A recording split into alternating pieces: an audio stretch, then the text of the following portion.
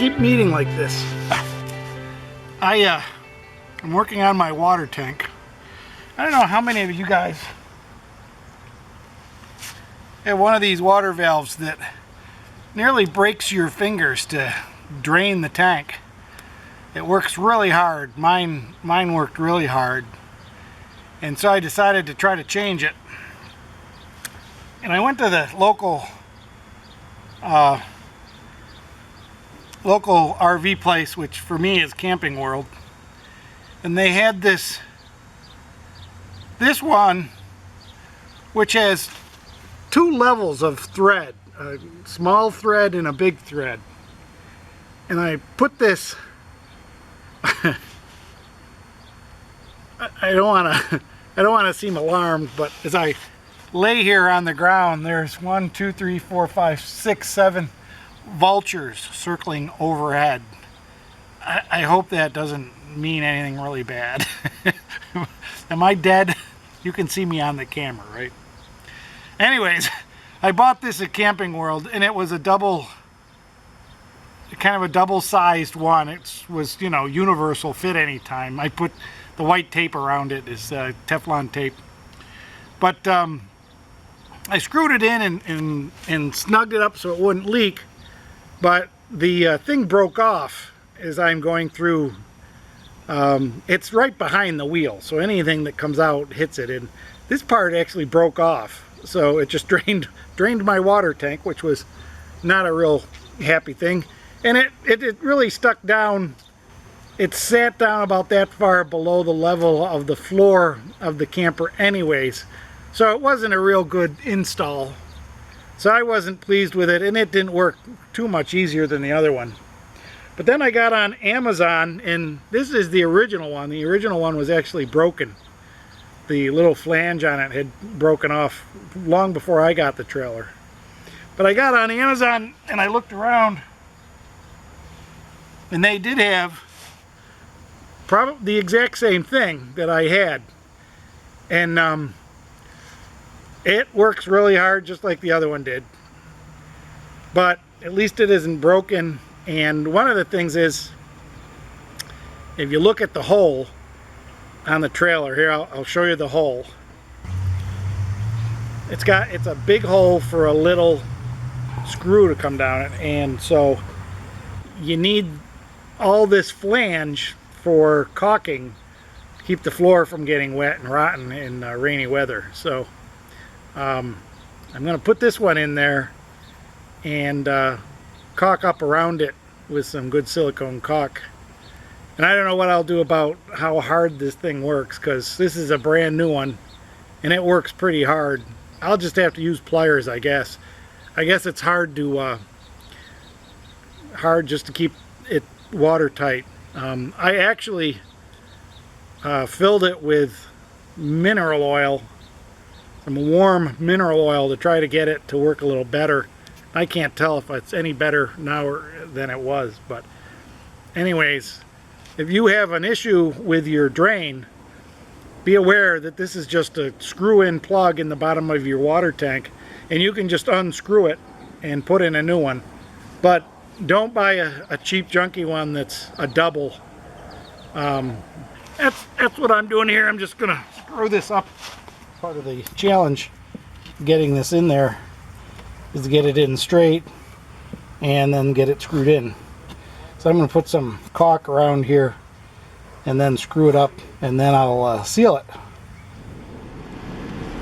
People who regularly watch my channel know that I'm pretty partial to canals, and the New York State Erie Canal barge canal system is a relic of the early 1900s, and it was rebuilt by President Roosevelt, Teddy Roosevelt, back in 1911, 1910. And a lot of people think that it's pretty well a piece of history that just isn't being used very much anymore. But right now, there is a bit of use going on. This is a barge behind me, that's carrying 4 great big tanks to a brewery over near Rochester, New York. And they're too big to go over the road. They only go over the canal. It's 1 tugboat and 2 barges carrying these huge beer tanks. So it's pretty cool. So I thought I'd share that with you to let you know how the Erie Canal still exists and still lives a very profitable and productive life.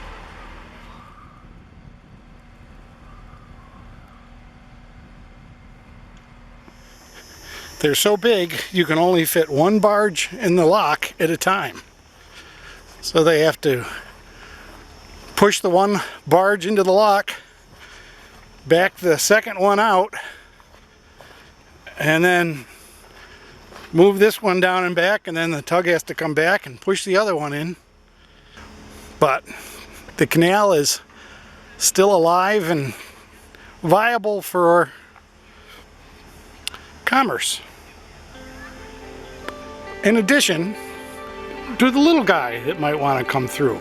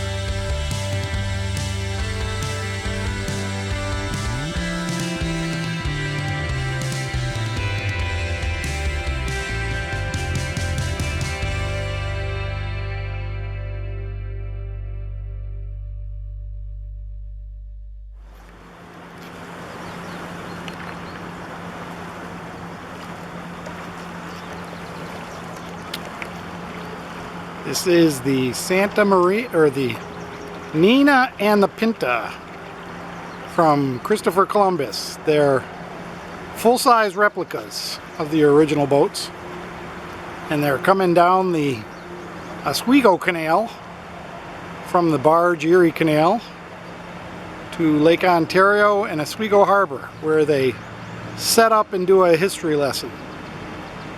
They're kind of a floating museum. Their masts aren't on because you can't have your mast on the canal because you can't get under the bridges or through the locks.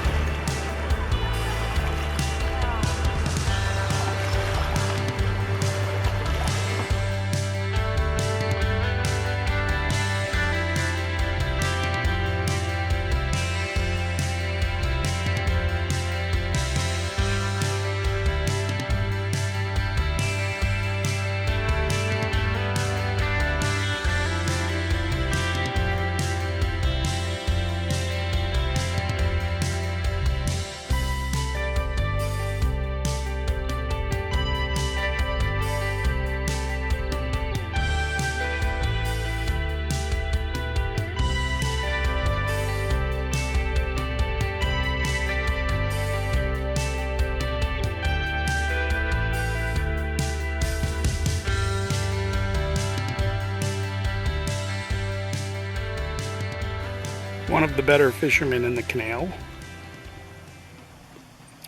A water snake. They can be pretty aggressive if you come near them.